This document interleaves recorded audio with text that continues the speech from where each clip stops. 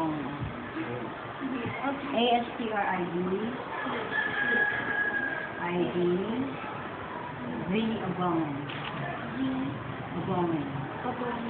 O-B-O-N-G. Ito po. May nang taon na po namin. 12. More just 3. Sabi na tinanong. Word. May sino mo ngayon? Yes. Queen po. Dindo. Baka bilang. Bindo. B-I-N. D-I-N-D-O. Abong. B? Viren. Valdez. Abong. Yan yung una. Ha? Yan yung unang pangalan. Ano po, ma'am, may anak na po kayo, ma'am. Ilan po? I have 5. So, ma'am, ano po yung mga subjects po na tinuturo niyo po sa second grade? Second year. And I used to take second year, but now I'm teaching fourth year. Okay. Ano po yung second year po? Yung second year, mathematics. So, ma'am, may K-12 na po ba dito sa school po? As of now, grade 7 and grade 8. Sa elementary na. First First and year and second second year, year. now it's grade 7 and grade 8. That's po. May mga problems po ba kayo na na-encounter po? Nung nagsisimula pa lang po yung K-12? Actually, there are some differences in grading system. For the K-12 program, grade 7 and grade 8, they have letters, grades, there's beginner, approaching, proficiency, proficiency. Those are the grades. While we used to use 75, 78 numeric. Pero actually, there are numeric equivalents. Pero ang makikita sa card, hindi yung numeric equivalent. Yun ang mga letters. So, yun. Beginner, approaching proficiency, proficient, tapos outstanding. Yan. So, yun. Ano naman po, sa pagtuturo niyo po, may ginawa po ba kayo bagong style po or technique po, method para po sa mga new beginner po na nakapasok? After speaking for myself, I am teaching for years and beyond. I'm not just affected with the new curriculum, but the second grade teachers, grade 7 and grade 8 teachers were trained to teach the subject, and they have different course outlines for that. Kasi pag sinabi mong K-12, for the grade 8, there would be algebra, there would also be geometry and statistics. While for the present curriculum, for the old curriculum, we have intermediate algebra, elementary algebra, intermediate algebra, and geometry, then advanced algebra. Now they are mixed in every grading according to the weight of the subject matter. For example, in first year, I think they were just discussing about lineage and all, or should we say for circles. Just a bit of it. So, ma'am, nagkaroon po kayo ng mga seminars dito po na Yes, every teacher will teach grade 7 and grade 8. Before June, I think it was January, March.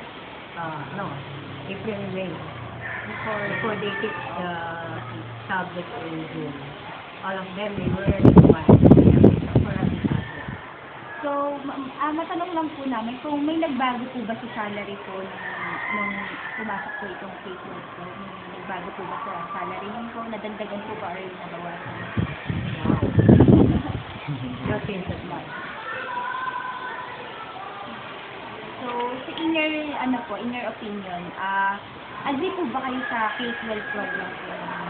So when you say K-12, you start at kinder, then you'll have 12 years after that.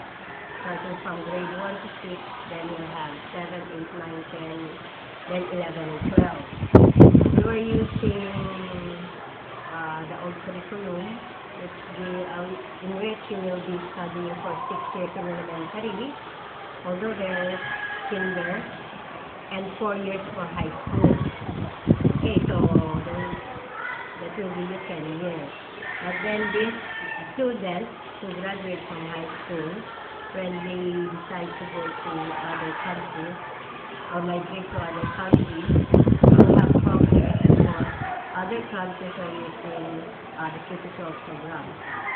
So instead of going to college, they will still study high school because they lack units to be considered as graduate of high school. Which is K-12. So meaning, if you are not a graduate of a K-12 curriculum, then you will not be able to be globally competitive. Because they are ahead of you. Because they are 2 years ahead of you. And you will not be able to study college. Why? Because you have to study high school. So, agree po kayo sa... And of course, all of the developing Asian countries are now having K-12 programs. And we are so much behind.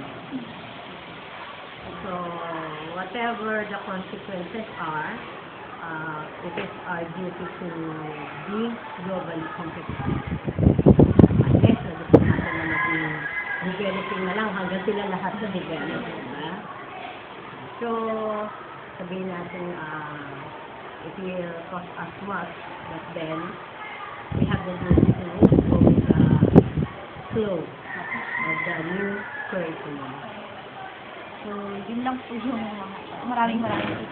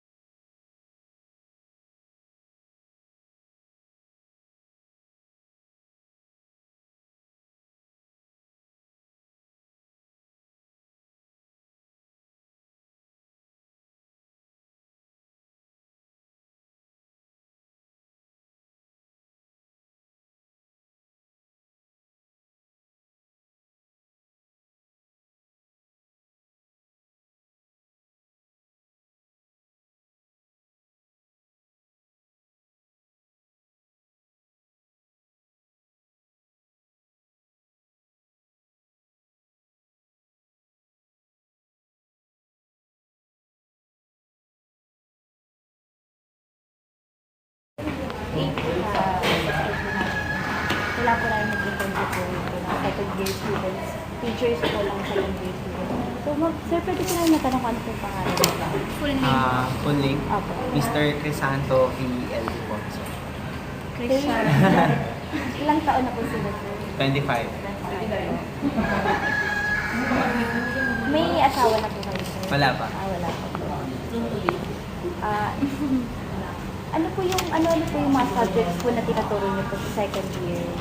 Yung subject ko lang sa kanila, Filipino. Sir, dito po sa school na po, sir, kailan po nagsimula yung K-12 program?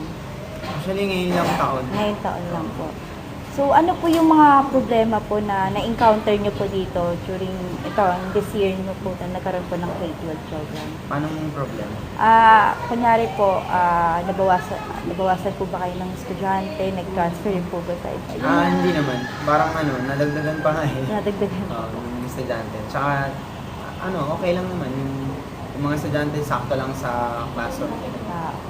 Tapos, may binago po ba kayo sa style niyo po ng pagtuturo? Kasi, syempre po, di ba, Style? Apo.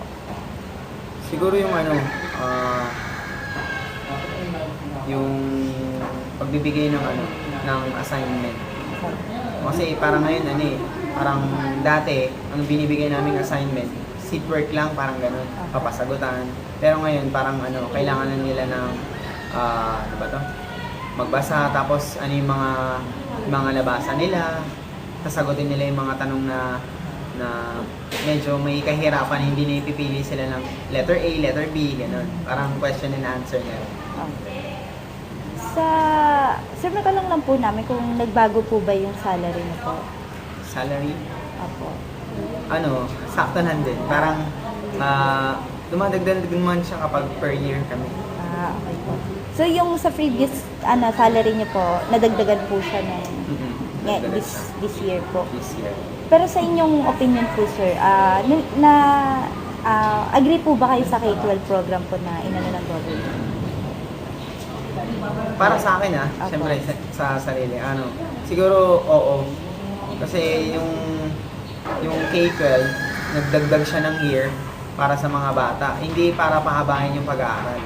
Para mas lalong mahasa yung mga bata, tsaka para mas malaman nila kung ano yung dapat nilang paghandaan pagdating nila ng college. Tsaka pag college pa kasi tapos hindi dinagdagan ng year, parang sobrang bata pa. Opo. Yun. Tsaka parang hindi pa ganun yung utak nila sa yung utak nila parang naka-base pa rin sa pagkabata, hindi sa maturity ng pagiging college. So, yun lang po yun, sir, yung interview namin, sir. Maraming salamat po sa pag-unlock po sa amin.